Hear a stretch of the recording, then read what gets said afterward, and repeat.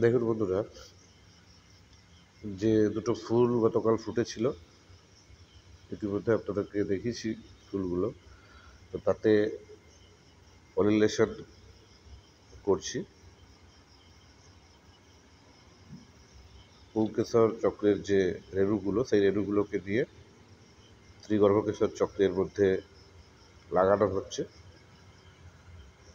কিন্তু যদিও আমার এই ড্রাগন গাছটি স্বপরাগায়নের ড্রাগন গাছ, অর্থাৎ নিজে নিজে পরাগায়ন হয়, এটাতে পলিনেশন না করলেও কিন্তু এখানে ফল হয়।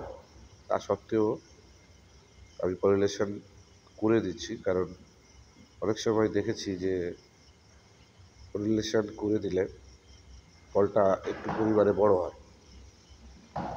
এটা আমার নিজস্ব অভিজ্ঞতায় বললাম, কারণ কিছু কিছু ফুল এমন পজিশনে হয় সেক্ষেত্রে পলিনেশন করা যায় না, কিন্তু সেখানে পরবর্তীকালে দেখেছি যে ভালোভাবে ফল হয়। কিন্তু অন্য ফল যেগুলোতে আমি ফুলের পলিনেশন করিয়েছিলাম তার তুলনায় কিছুটা ছোট হয়।